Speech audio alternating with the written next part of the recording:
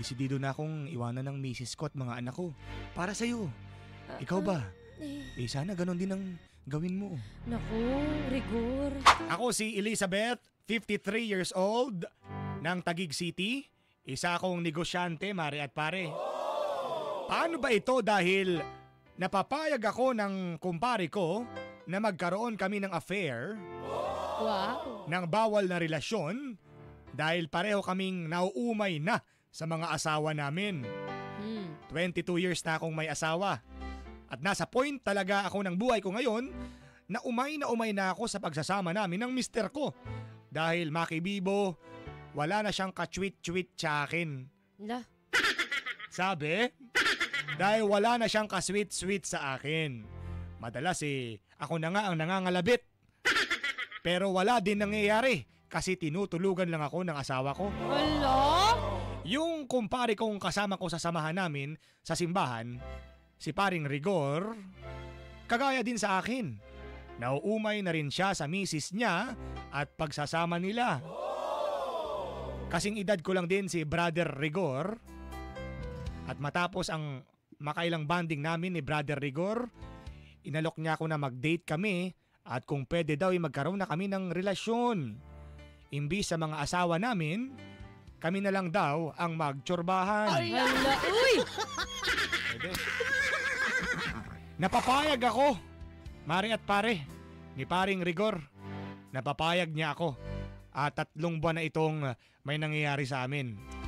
Ang gusto ngayon ni Rigor, iwanan namin ang mga asawa namin pareho at kumalas na kami sa grupo namin sa simbahan. Uuwi na kami ng Mindanao. Dito lang yan. Tricyclein mo lang. Doon na kami magsasama, mare at pare. Mahal ko si Rigor, aaminin ko. Okay naman sa akin sana ang plano niya kaso 5 ang anak ko, makibibo sa asawa ko at mga nag-aaral pa. Sana madamayan niyo ako. Elizabeth ng Taguig City. Damayan natin si Elizabeth sa kanyang pinagdadaanan ngayon sa buhay. Sa pelikulang Nanlamig sa asawa, nagpainit sa iba. Mr. DJ, take it away. O ano, sis? Sis, Ano ba? ready ka na ba sa gagawin natin? Andito na tayo sa motel. Alangan naman magkwentuhan at magkape lang tayo dito. Diyos ko, Gawin na natin. Diyos ko naman, brother. Tama ba ito? Nanlalamig ang mga kamay ko. Kinakabahan ako sa gagawin nating bawal na relasyon. Di ba napag-usapan na natin to ng makailang beses. Pagkatapos ng prayer meeting natin. Diretso na tayo dito. Kinakabahan talaga ako. Ako din kinakabahan na talaga. Akala ko ba buo na ang desisyon mo, sister. Na pumayag kang magkaroon tayo ng relasyon dahil katulad ko, nagsasawa ka na rin sa pagsasama nyo ng asawa mo. Oo, aminado ako doon. Kaso, first time ko kasing gagawin to. Ako din naman. Yung makikipagdoko sa ibang lalaki. Tapos hindi ko pa asawa. Kinakabahan talaga ako. Ako din naman first time ko tong gagawin. Na makipagdo sa babaeng hindi ko asawa. Pero, andito na to Gusto mo ako. Gusto kita. Ano pang magagawa natin? Oo, sige na. Andito na tayo pare. Lights on na lang ha. Ano? Takot kasi ako pag madilim ang kwarto. Hayaan mo lang na nakabukas ang ilaw ng room natin dito sa motel. Sige na. Ikaw ang bahala, Mare. Masusunod lahat ng kagustuhan mo. Mas okay nga yung lights on para on na on ang happiness. Lalo na sa mga makikita ko sa'yo. Sa wakas makikita ko na yan. May sasabihin nga pala ako sa'yo. Ano ba yun? Ang tagal-tagal naman ang opening number mo. Ang dami pa sa kali. Ano ba yun? Mahal kita, sis. Sis, mahal kita. Ano ka ba, brother? Mahal din kita, Brother Rigor. Ay, halikan mo na kasi ako. Halikan mo ko at kung ano-ano pa.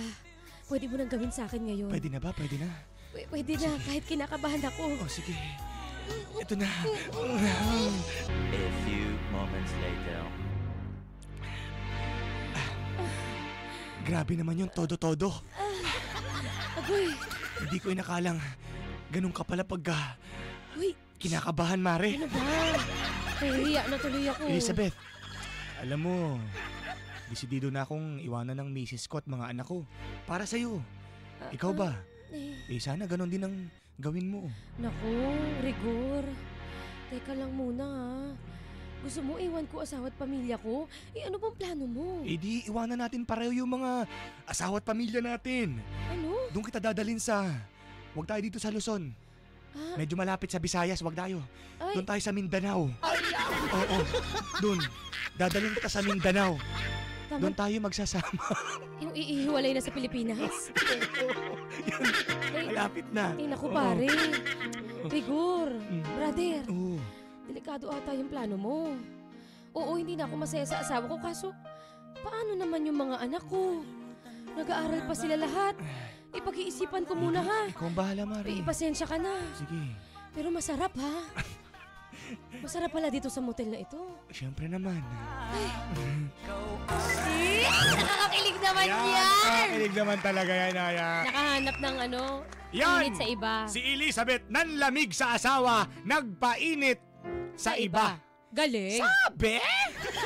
Ang init ng Galing! Lunes. Mari Elizabeth, good job ka dyan. Lights on ka pa dyan, ha? Gusto ko yung lights on. Gusto ko rin yung lights on. Ako gusto ko talaga yung lights Gusto ko rin on. yun. Alam mo, nagkakasundo talaga tayo, Mari. Halika na nga. Baka pwede natin gayahin si Elizabeth. Gusto mo ba yung ganyan? Lights on pero pupugak-pugak. Lights on, pero pupugak. Lights on pero pupugak-pugak. Okay na, Mari, para pupugak-pugak din ang happiness. Ay ka! Agay giatay si Elizabeth. Ayan. Elizabeth, nagkasundo kayo ni brother. Yung kasamahan mo samahan nyo sa simbahan. Si brother, si paring Rigor. Si Rigor. Na malungkot din sa asawa niya, katulad ng drama mo sa buhay, malungkot ka din sa asawa mo dahil sa 22 years na mag-asawa kayo, nanlalamig ka na sa asawa mo dahil wala nang kasweet-sweet sa buhay. Wala nang kasweet-sweet sa singit ang mister mo. Kinakalabit mo na't lahat-lahat, wala pa rin. Lagi ka tinatanggihan. Ikaw lagi ang kumakalabit. Ay, sino ba naman ang matutuwang Wala misis talagang yan? gaganahan yan. Ako baka naman kakalabitin kita tapos tatanggihan mo. Kung Oo, magagalit talaga tutulugan ako. mo, oo, yun. Nagkasasama ang loob ko, maghanap talaga ako. Ganun ba yun, Mare? Siyempre, kailangan may pangangailangan ako Sabi nga ni, wala nang kasweet-sweet yung mister niya. Di ba sana kung valid yung reason? Ito nga, nakahanap din ng katulad niyang drama sa buhay. Si paring Rigor, yung kasama niya sa kita nyo na. simbahan. Kaya sinasabi Si brother ang nagpainit kay sister. Yung pangangailangan, pinunan ng iba. Kaya nga, Mare. Ayan, matapos 3 buwan na yan yung tsorbahan nyo. Ayan, Agoy. damayan natin. Mga kapitbahay, damayan natin si Elizabeth. At ang offer sa'yo ni Brother Rigor, ni Si paring Sister Rigor. Beth pala yan, ano? Pareho niyong iwanan ang inyong mga pamilya. Pupunta kayo ng Mindanao. Doon na kayo. Oo. Huwag na kayong babalik.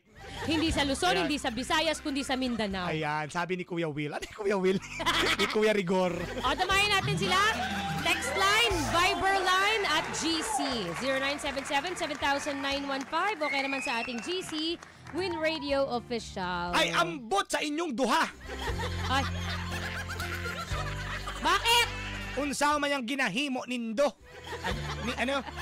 Ginahimo bisan naamoy lain ng mga pamilya. Oh, yung parang galit talaga Ay, si galit naman. Pastillas girl lang Santa Ana. Ayan, si Pastillas girl lang Santa Ana. Lights on talaga yan? Lights on talaga. Nakaisa ang sundalong kalbo. Sabi ni, ni Ikson. Diyos ko. Ayoko na. Alam nyo, sa impyerno kayo mapupunta, mga hudas kayo. At magkasama pa man din kayo sa samahan ninyo sa simbahan, ha? Ay, nako talaga naman. Si Rigor, ganun din, Mare. Oo. Wow, kalami na lang ang masasabi ko sa inyong dalawa. Alam mo, ang sabi ni Josie Ano sabi sa ni GC Josie? natin, sinasamba nila ang nasa kaliwa. Sa Sino ba kaliwa? yung nasa kaliwa? Naku! Yung nasa kaliwa, si Debil ba? Debil. Lights on pa daw, kitang-kita yung bulaklak ni sister. Siyempre naman, Lyson, kasi, ayan, nakikita nyo naman. Kitang-kita nyo. Nakikita mo naman, di ba? Lights on. Kita.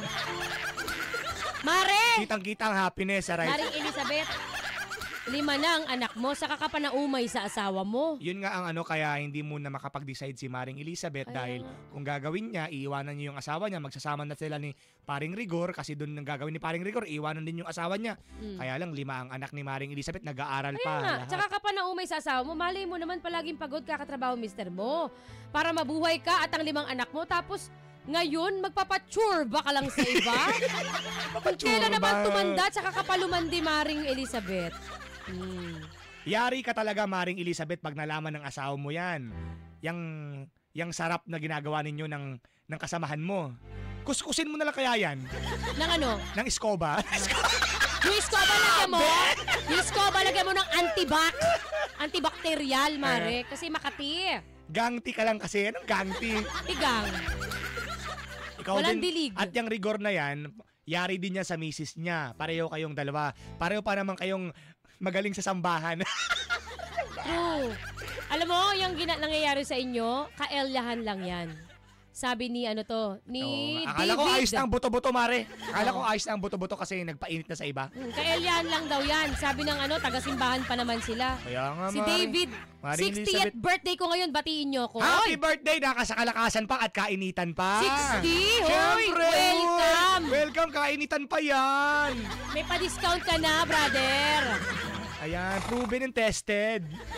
Magpakamot ka na lang, wag mo lamang seryosohin, sabi ni Itcho. Elizabeth, pakamot lang, walang seryosohan. Uy, pwede ba yun? Pakamot lang? Siyempre, di ba, pare? May asawa kang tao. Ikaw ba naman magpapakamot ka sa iba? Mukhang mabubuhay si Santa Magdalena at machochorba ka talaga ni Santa Magdalena, Maring Elizabeth, ha? Kapag ka uminit at hindi na pagbigyan, maligo ka na lang. Nadadala lang kayo ng nyo. Oo, Kainitan, sabi ni Ian ng Cavite. malungkot ka sa asawa mo. Yan din si Rigor, malungkot din. Nagkasundo kayong dalawa na, ayan, nung sinabi na, sige, karoon tayo ng affair. Wow! Affair talaga. Fair to remember. Nag-appear na lang sana kayo. Hindi na kayo nagkaroon ng affair. Appear na lang. Nag-appear Eto. na. Diba? Si Manong Kalbo ng EFAB. Nakatutok. Sabi niya, member lang yan, te. Hindi yan santo. Ba't mo naman niluhuran? Yan. Kainaman ka naman. Ay! Kainaman. Ayan, kung ikaw talaga ay nakukonsensya, tama yan. Kasi, ayan, unang-una, Pag-isipan, oo. oo nga, masyadong yan ang gagawin ninyo. Pareho ba naman kayo? Ayan, unang-una, may pamilya kayo pareho. Tapos, magkasama pa kayo sa isang grupo dyan sa, kung saan kayo simbahan, di ba? Hindi ba masyado namang talagang masama, tingnan, Mare? Tapos, magpapakalayo-layo kayo, iwanan nyo lahat-lahat. True. Dahil sinunod nyo lang yung nyo. Yung Yung nila. kaelyahan. Yung kwan nila. Oo. Oo. Yung chorban nila pareho. Oo. Kung ako ang namamahala ng simbahan nyo, palalayasin ko kayong dalawa sa church. Ay, ito na. Nakakaya kayo, hindi taos-puso ang pagsasamba ninyo, hindi nyo ina-apply sa buhay ninyo. Bawal makiapid, hindi ba yan ang number 1 rule? Oh, totoo yan, pare. Correct, Mare. Sabi ni Nanlamig Josie. ka pala si mister mo. Pumunta ka sana sa bahay, pinakuluan kita, Mare. Sabi? Sa sobrang lungkot, kayong dalawa ang nagkasundutan tuloy kayo. Iba na yung sinasamba nyo. Sabi ni Makmak. Di kami payag sa mga ganyan, mga kapitbahay mo na susundin mo, Mare. Si, masyado talagang Alam yan. mo, parang kulang ka pa sa dasal, Mare. Oo, dagdagan mo pa, Mare. Kailangan mo pang magdagdag ng isang round pa ng rosaryo. Para lang mapagnilay-nilayan at mapagsisihan mo yung mga ginawa mo, Mare. Hindi tama. Napapaantanda tuloy yung mga kapitbahay natin sa pinagagawa mo, Maring Elizabeth. Hindi pwedeng ganun, Mare. Tama yan, 5 pa yung anak mo, tapos Haro, Diyos ko! Ayan, Ganon. 5 yung anak mo, nag-aaral pa lahat yan. Iwanan mo yan. As in, talagang totally iiwanan nyo. Nako, grabe naman Kalma yan, mo, Mare. kemerot mo, Mare, ha? Masyadong malago. Ay, masyadong Hindi pwedeng ganun. mapusok. Sa umaga.